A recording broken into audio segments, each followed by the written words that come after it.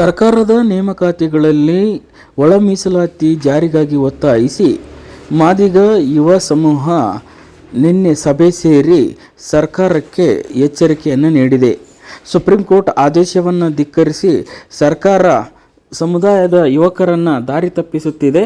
ಕೂಡಲೇ ಇದೇ ತಿಂಗಳು 27ನೇ ತಾರೀಕು ಕರೆದಿರುವ ವಿಶೇಷ ಸಚಿವ ಸಂಪುಟ ಸಭೆಯಲ್ಲಿ ನಿರ್ಧಾರವನ್ನು ತೆಗೆದುಕೊಂಡು ಮಾದಿಗ ಸಮುದಾಯಕ್ಕೆ ಮೀಸಲಾತಿಯನ್ನು ಕೊಡದೇ ಹೋದರೆ ಮುಂದಿನ ದಿನಗಳಲ್ಲಿ ಉಗ್ರ ಹೋರಾಟ ನಡೆಸಲಾಗುವುದು ಹಾಗೂ ಸರ್ಕಾರದ ಜನಪ್ರತಿನಿಧಿಗಳಿಗೆ ಘೇರಾವ್ ಹಾಕಲಾಗುವುದು ಎಂದು ಮುಖಂಡ ಸಂಗಮೇಶ್ ಸರ್ಕಾರವನ್ನು ಎಚ್ಚರಿಸಿದ್ದಾರೆ.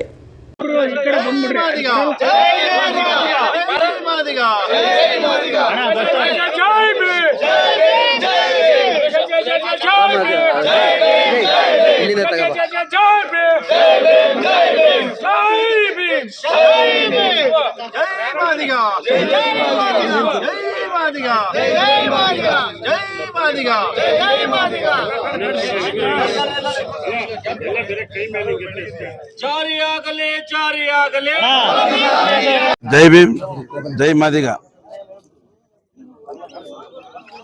ಈಗಾಗಲೇ ಮಾದಿಗ ಯುವ ಸೇನೆ ಪಡೆಯಿಂದ ಇವತ್ತಿನ ಶಾಸಕರ ಭವನದಲ್ಲಿ ನಡೆದಂಥ 31 ಜಿಲ್ಲಾದ ಎಲ್ಲ ನಾಯಕರು ಒಂದು ಈ ಮೀಸಲಾತಿ ಬಗ್ಗೆ ಚರ್ಚೆ ನಡೀತು.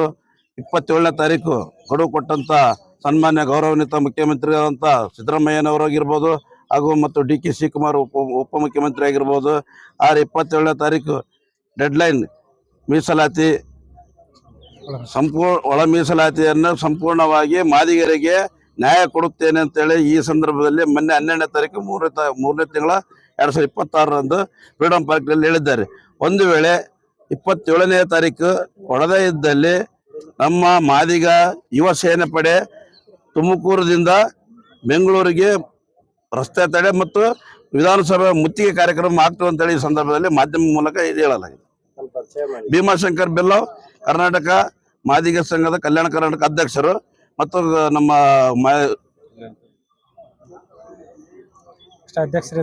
ಕರ್ನಾಟಕ ರಾಜ್ಯಾದ್ಯಂತ ವಿವಿಧ ಜಿಲ್ಲೆಯಿಂದ ಮಾದಿಗ ಸಮುದಾಯದ ಯುವಜನತೆ ಸಭೆ ಸೇರಲಾಗಿತ್ತು ಶಾಸಕರ ಭವನದಲ್ಲಿ.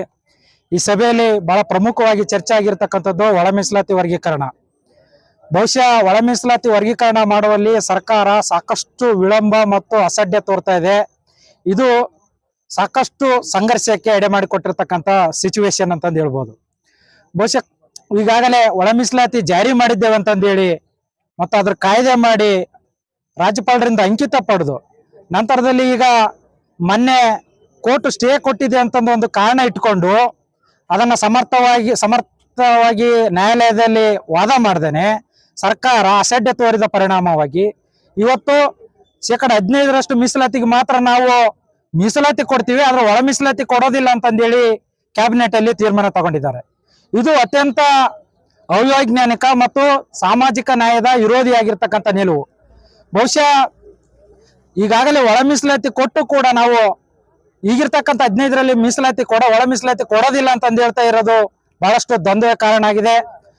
ಒಳ ಮೀಸಲಾತಿ ಹೋರಾಟಗಾರರ ಪ್ರಮುಖ ಆಗ್ರಹ ಏನಂತಂದ್ರೆ ಈಗಿರ್ತಕ್ಕಂಥ 15% ಮೀಸಲಾತಿಯಲ್ಲಿ ಒಳ ಮೀಸಲಾತಿ ವರ್ಗೀಕರಣ ಜಾರಿ ಮಾಡ್ರಿ, ಜೊತೆಗೆ ಹುದ್ದೆಗಳಲ್ಲೂ ಕೂಡ ಒಳ ಮೀಸಲಾತಿ ವರ್ಗೀಕರಣ ಜಾರಿ ಮಾಡ್ರಿ. ಈಗಿರ್ತಕ್ಕಂಥ ನಾಗಮೋಹನ್ ದಾಸ್ ಅವರ ದತ್ತಾಂಶಗಳನ್ನೇ ಬಳಸಿಕೊಂಡು ನೀವು ಒಳ ಮೀಸಲಾತಿಯನ್ನ ಜಾರಿ ಮಾಡಿ ಹಲವು ಸಮುದಾಯಗಳಿಗೆ ಸಿಗಬೇಕಾದ ಅವರವರ ಪಾಲಿನ ಹಕ್ಕು ಅವಕಾಶಗಳನ್ನ ಒದಗಿಸಿಕೊಡ್ಬೇಕಾಗಿರ್ತಕ್ಕಂಥ ಜವಾಬ್ದಾರಿ ಸರ್ಕಾರದ ಮೇಲಿದೆ. ಆದ್ರೆ ಸರ್ಕಾರ ಒಳ ಮೀಸಲಾತಿ ಕೊಡೋದು ತಗೊಳ್ಳೋದು ಯಾವ ಏಣಿ ಆಟ ಆಡುತ್ತಾ ಇವತ್ತು ದಲಿತರಲ್ಲಿ ಇರ್ತಕ್ಕಂಥ ಹಲವು ಸಮುದಾಯಗಳು ಬೀದಿಯಲ್ಲಿ ನಿಂತ್ಕೊಂಡು ಸಂಘರ್ಷಕ್ಕೆ ಎಡೆ ಮಾಡಿಕೊಟ್ಟಿದ್ದಾರೆ. ಇದು ಸರ್ಕಾರದ ನಿರ್ಲಕ್ಷ್ಯದಿಂದ ಆಗಿದೆ ಹೊರತು ಯಾವುದೇ ಸಮುದಾಯದ ಹಕ್ಕುಗಳನ್ನ ಇನ್ನೊಂದು ಸಮುದಾಯ ಕಿತ್ಕೊಳ್ತಾ ಇಲ್ಲ, ಇನ್ನೊಂದು ಸಮುದಾಯದ ಹಕ್ಕುಗಳನ್ನ ಇನ್ನೊಂದು ಸಮುದಾಯ ಕೇಳ್ತಾ ಇಲ್ಲ. ಇಲ್ಲಿ ಕೇಳ್ತಾ ಇರೋದು ಸಾಮಾಜಿಕ ನ್ಯಾಯ, ಸರ್ವರಿಗೂ ಸಮಪಾಲು, ಸರ್ವರಿಗೂ ಸಮಬಾಳು, ಅವರವರ ಜನಸಂಖ್ಯೆಗೆ ಅನುಗುಣವಾಗಿ 15% ಮೀಸಲಾತಿ ಏನಿದೆ ಆ ಮೀಸಲಾತಿಯಲ್ಲಿ ಒಳ ಮೀಸಲಾತಿ ಜಾರಿ ಮಾಡ್ರಿ. ಇದು ನಾವ್ ಹೇಳಿದ್ದಲ್ಲ, ಸುಪ್ರೀಂ ಕೋರ್ಟ್ ಹೇಳಿದೆ. ಸುಪ್ರೀಂ ಕೋರ್ಟ್ 7 ವರ್ಷಗಳು ಕಳೆದರೂ ಕೂಡ ಇಲ್ಲಿರ್ತಕ್ಕಂಥ ಸರ್ಕಾರ ಅದನ್ನ ಮಾಡುವಲ್ಲಿ ಯಾರೋ ಕಾಣದ ಕೈಗಳಿಗೆ ಷಡ್ಯಂತ್ರಕ್ಕೆ ಬಲಿಯಾಗಿ ಅವರಿಗೆ ಭಯಬಿದ್ದು ಸಾಮಾಜಿಕ ನ್ಯಾಯ ಕೊಡುವಲ್ಲಿ ಬಹಳಷ್ಟು ವಿಳಂಬ ಮಾಡ್ತಾ ಇದೆ. ಇದು ಹೀಗೆ ಮುಂದುವರೆದ್ರೆ ನಾಳೆ 27ರಂದು ನಡೀತಕ್ಕಂಥ ಕ್ಯಾಬಿನೆಟ್ ಅಲ್ಲಿ ಏನಾದ್ರೂ ಒಳ ಮೀಸಲಾತಿ ಜಾರಿ ಚರ್ಚೆ ಆಗಿ ಅಂತಿಮ ತೀರ್ಮಾನಕ್ಕೆ ಬರೆದ ಹೋದ್ರೆ ಇಡೀ ರಾಜ್ಯಾದ್ಯಂತ ಈ ಸರ್ಕಾರದ ವಿರುದ್ಧ ಬಹಳಷ್ಟು ದಂಗೆಗಳು ಎದ್ದೇಳ್ತಾವೆ.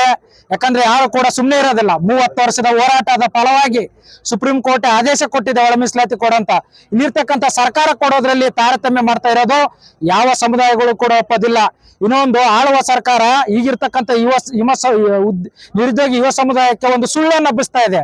ಒಳ ಮೀಸಲಾತಿ ಇರೋ ಕಾರಣಕ್ಕಾಗಿ ನಾವು ಉದ್ಯೋಗ ತುಂಬತಾ ಇಲ್ಲ ಅಂತ ಅನ್ನೋದು ಅದು ನಿಜವಾಗ್ಲೂ ಹೇಳ್ಬೇಕಂದ್ರೆ ಅದು ಸುಳ್ಳು ಸರ್ಕಾರ. ಯಾಕಂದ್ರೆ ಸಣ್ಣ ಸಣ್ಣ ಎಡವಟ್ಟುಗಳನ್ನ ಮಾಡಿ ಕೋರ್ಟ್ಗಳಲ್ಲಿ ಕೂಡ ಎಲ್ಲಿ ಕೂಡ ನಿಲ್ದಂತೆ ಒಳ ಮೀಸಲಾತಿಯನ್ನು ವರ್ಗೀಕರಣ ತರಾತುರಿಯಲ್ಲಿ ಮಾಡಿ ನಮ್ಮ ಎಲ್ಲ ಒಳ ಮೀಸಲಾತಿಯನ್ನ ದ್ವಂದ್ವ ಮೂಡಿಸಿ ಇವತ್ತು ಗೊಂದಲ ಮಾಡಿ ಉದ್ಯೋಗಗಳನ್ನ ಕರೆಯದೆ ನಿರುದ್ಯೋಗಿಗಳಿಗೆ ವಂಚಿಸ್ತಾ ಇರತಕ್ಕಂಥದ್ದು ಸರ್ಕಾರ. ಯಾವುದೇ ಸಮುದಾಯ ಅಲ್ಲ, ಯಾವುದೇ ಒಂದು ಸಮುದಾಯದ ಮೇಲೆ ಅದನ್ನ ಎತ್ಕಡ್ತಕ್ಕಂಥ ಕೆಲಸವನ್ನ ಸರ್ಕಾರ ಮಾಡಬಾರ್ದು ಅಂತಂದೇಳಿ ನಮ್ಮ ಆಗ್ರಹ ಮಾಡ್ತಾ ಇದೀವಿ. ನನ್ನ ಹೆಸರು ಹನುಮೇಶ್ ಗುಂಡೂರು ಅಂತ, ವಕೀಲರು, ಬೆಂಗಳೂರು.